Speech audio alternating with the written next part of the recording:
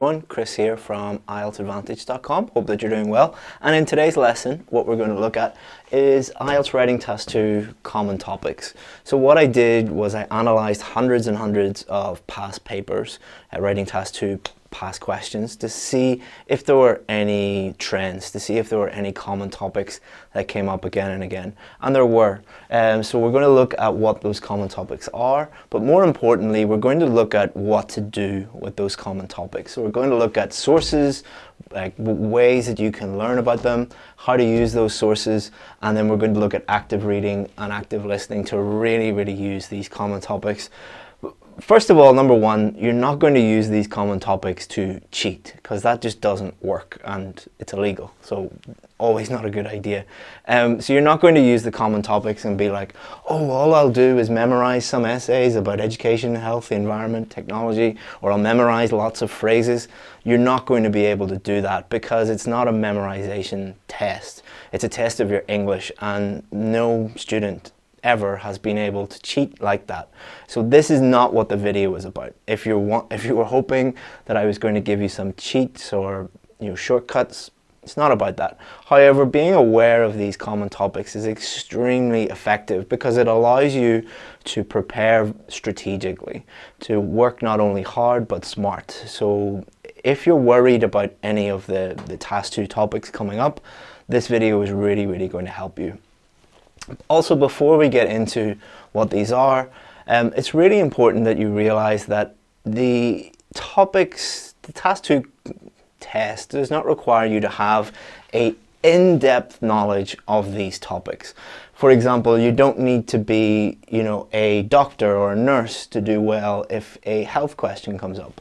You do not need to be an education professor or a teacher to do well if an education question comes up. You do not need to be Mark Zuckerberg if a question comes up about technology. You will do quite fine without it because it's not an intelligence test, an IQ test, a knowledge test. It's a writing test, an English writing test.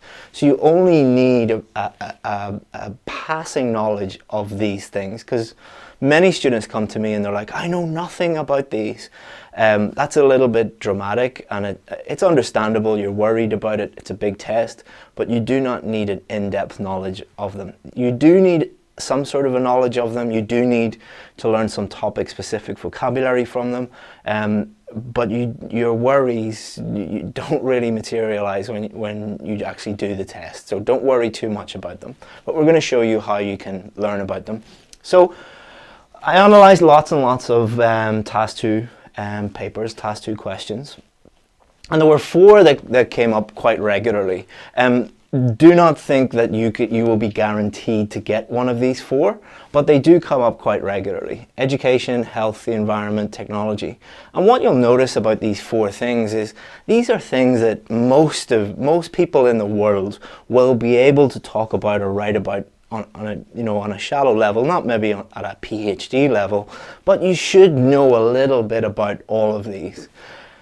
Many of you come to me and say, I know nothing about education. Well, you went to school for years and years and years, so you know a little bit about education.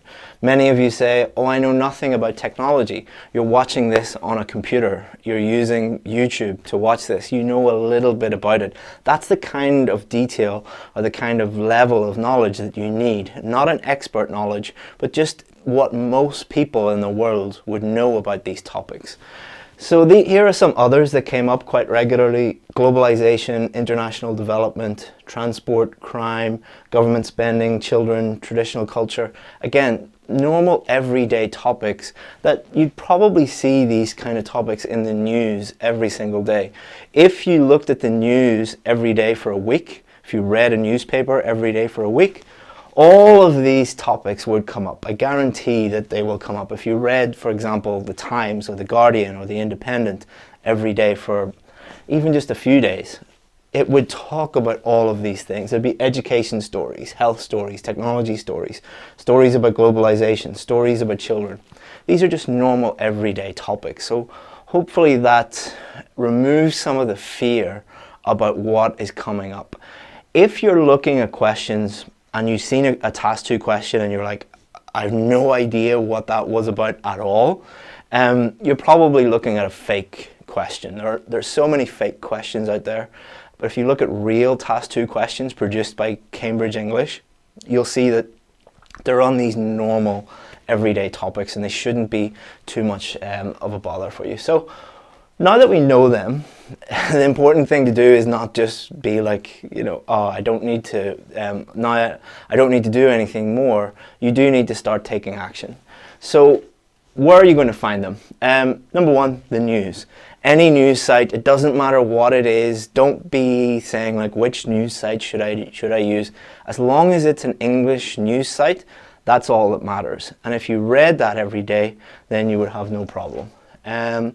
Magazines and blogs, you're going to find a huge number of magazines on current affairs, on news summary magazines, blogs. They're really going to help you. Podcasts, there must be 100,000 different podcasts on technology. Podcasts are great. I made another YouTube video about how to use podcasts, and that's really going to help you. And don't ask me where to find them. Google it. All right, Google is your friend. Google will help you find news sites, podcasts, magazines, blogs. All you have to do is just Google these common topics and you'll find it. No problem at all. So now that you know where to find these, now you need to think about how can you use these for Task 2. All right, so many of you complain or are not very good at generating ideas, so you're worried about idea generation. Many of you need help with developing those ideas, explaining those ideas, using examples. And most of you need to improve your vocabulary. Everybody learning a language needs to improve your vocabulary. So what you do is you use these common topics to help you improve this. All right? So how do you do that? You do that through active reading and active listening. So what is active reading, active listening? Active listening, for example, is the opposite of passive listening. Passive listening is you're just watching a TV or a movie or listening to a podcast, and you're not really thinking in depth about it. You're not really thinking about improving your English in any way. It's just going into your brain, going in one ear, out the other. Active listening or active reading is completely different from that. It's because you're focusing on one or two things that you're trying to improve. So that could be vocabulary, for instance. So if you were actively listening to something or actively reading something and trying to improve your vocabulary, you'd be listening out or reading and spotting words or phrases that you do not understand or you're unfamiliar with. And this is really powerful for topic-specific vocabulary. So vocabulary that you need to discuss the environment, technology, health, education, all of these things. The examiners will be looking out for your use of topic-specific vocabulary. So why not actively read within these topics, and then that's going to help you on test day because you're going to have a wide-ranging vocabulary. So how can you do this? So active reading.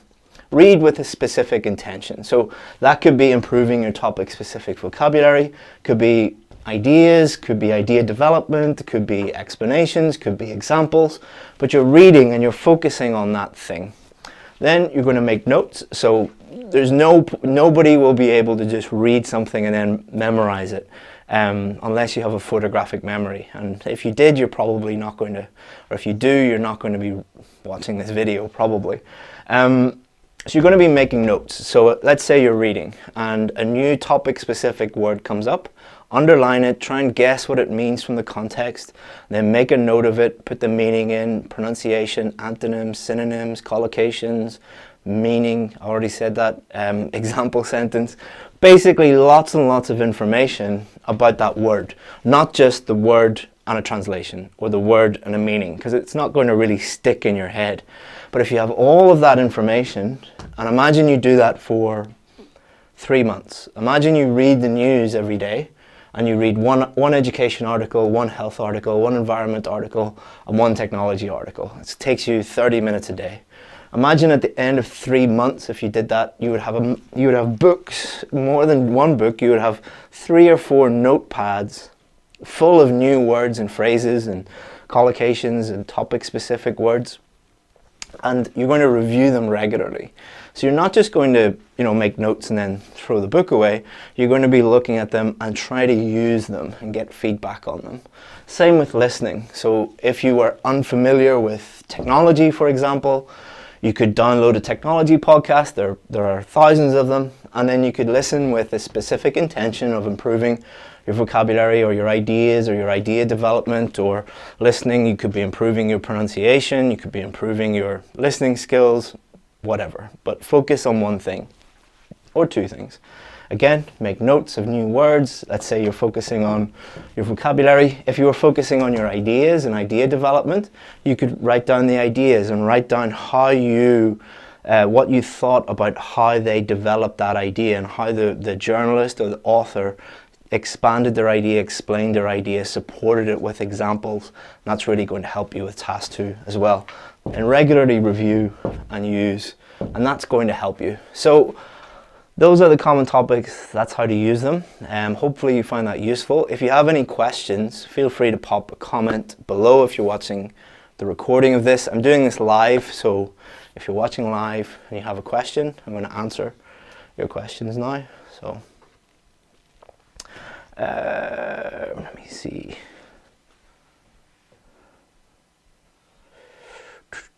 Yusuf, could you make a lecture about essay introduction, especially about the topic sentence? Maybe, maybe not, I don't know. You can get that on IELTSadvantage.com. I have an article about that. Yusuf, is there any essay structure that you recommend? I made a video about structures on Monday, so it's in this YouTube channel. Go and have a look. Boris, I don't know how to give examples in essays. Again, go to IELTSadvantage.com. There's an article there on how to write examples. But examples are a very good example of something that you need feedback on. It's okay to learn about how to do it, but really what you need is someone to look at your examples, tell you, what's good about them, what's not so good about them, and how to improve.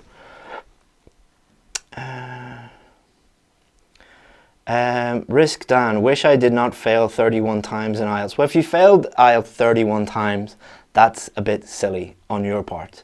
Why did you repeat the test 31 times? Like, I know that you've wasted a huge amount of time, effort, stress, money, but which would have been better? Failing the test 31 times or actually getting the help that you need to improve? Do not do the test over and over and over and over again until someone tells you you're ready to do the test. Like the students in my VIP course, we tell them, yep, you're ready. You're consistently getting the scores you need in practice. We've looked at your work, you're ready. Why did you do the test 31 times? Maybe you're making that up. Sounds a bit far-fetched, but anyway.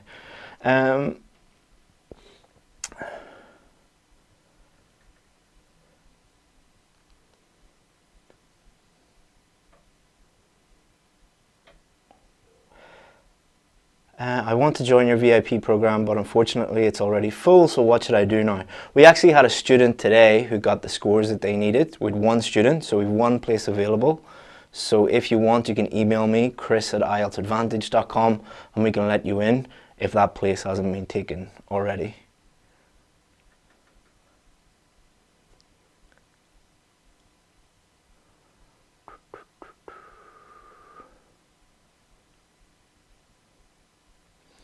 Manage, although reading a lot of ideas and vocabulary, you still can't implement them while writing. Yeah, so that's the type of thing you need feedback on. So you need, if you're learning, new ideas and how to develop them and vocabulary, you're learning all of those things. There's a big difference between learning them and actually doing it in the test. The first stage is learning. You need to, input in, but then you need output and you need feedback on that output so that you can learn from your mistakes. If you're not doing that, then you're just not wasting your time, but, well, you kind of are. So you do need someone to help you with that and give you feedback on it. You wouldn't learn how to drive a car without an instructor, so why would you try and do that without a teacher?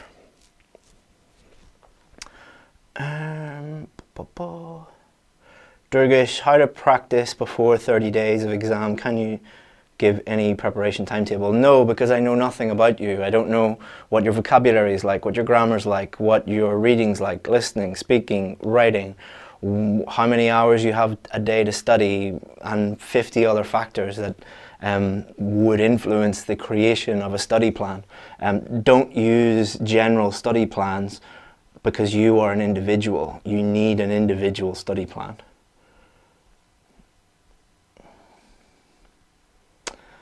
Gurinder, can we use simple sentences with good accuracy and fluency rather than complex? Does it affect score in speaking? You probably don't know the difference between a simple sentence and a complex sentence. Most students do not understand that. A simple sentence is basically a sentence with one clause in it. A complex sentence is a sentence with more than one clause in it. So, my name is Chris. That's a simple sentence. I am a teacher. That's a simple sentence. I am from Ireland. That's a simple sentence. I used to live in Vietnam. That's a simple sentence. So there's 4 simple sentences because they only have one clause in them. But if I say, my name is Chris and I am a teacher, I used to live in Vietnam, but now I live in Ireland, that's a complex sentence. But you probably think it's a simple sentence because it has simple words in it. So many people confuse the difference between simple and complex sentence because they think that a simple sentence means simple words and a complex sentence means complicated words. It doesn't. My name is Chris and I am a teacher. I used to live in Vietnam, but now I live in Ireland. That is a very, very complex sentence because it has multiple clauses in it. So you need to understand the difference between those things. Let me see. But your question is also with good accuracy and fluency. You should be using accurate sentences and sounding fluent anyway. So it's not an and or. So be careful there. Again, I think that you're mixing up big words, fancy words, with actual complex sentences, which are not very complex. Is it absolutely necessary to give examples in essays? Yes.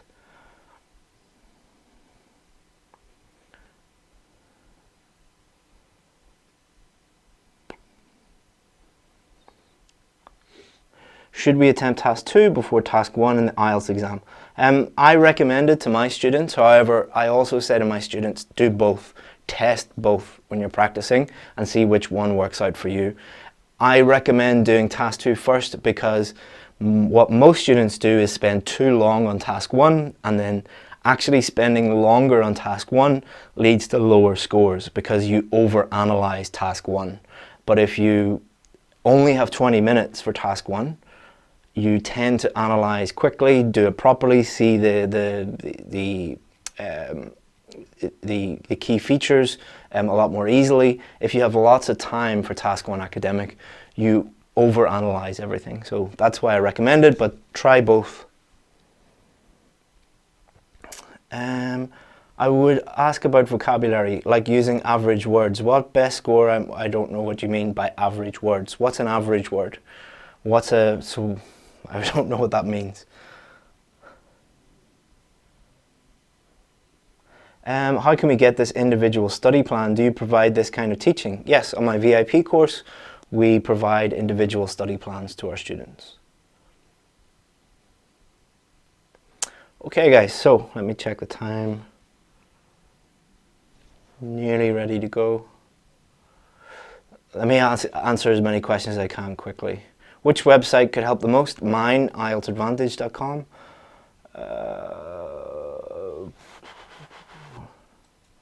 How to improve our reading speed? You're not going to improve, you shouldn't be trying to improve your reading speed. You should be trying to improve your English. If your vocabulary and grammar and your reading skills are up to the required standard, speed doesn't matter. Do you provide some specific training courses for writing? Yes, my writing VIP course.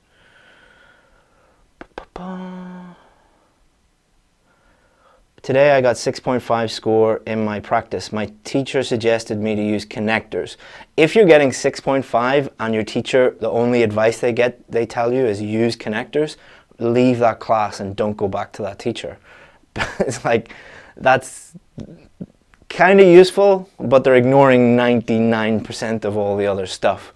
You're getting 6.5 for many, many, many different reasons, not because you didn't use connectors. And also, connectors don't just boost your score. You probably have a terrible teacher. Sorry to tell you that, but it's true. Feel free to let them watch this video and explain. Maybe they told you a lot of other stuff that you're not telling me, but if you get 6.5 and your teacher just says use connectors, that's not a real teacher. That's someone pretending to be a teacher. Can we write an overview of the paragraph after writing the introduction? Yes, you can. How much time you are providing to your students a day? I don't know what you mean. I don't know what that means. Alright, so I think that's everybody. If you need anything else, feel free to comment after I finish this video and I'll look at the comments later. If you've enjoyed this video, if you find it useful, all we ask is that you subscribe and that you like the video. Because it's free, that's all we ask, and you'll get updates later. And if you need anything, go to IELTSadvantage.com or you can email me, chris@IELTSadvantage.com. Hopefully you found that useful. See you again tomorrow. Oh, and we have a new free 5-day challenge for writing Task 1 Academic starting tomorrow. So I'll post a video here tomorrow and you can join that for free. Thanks very much, guys. See you again soon. Bye-bye.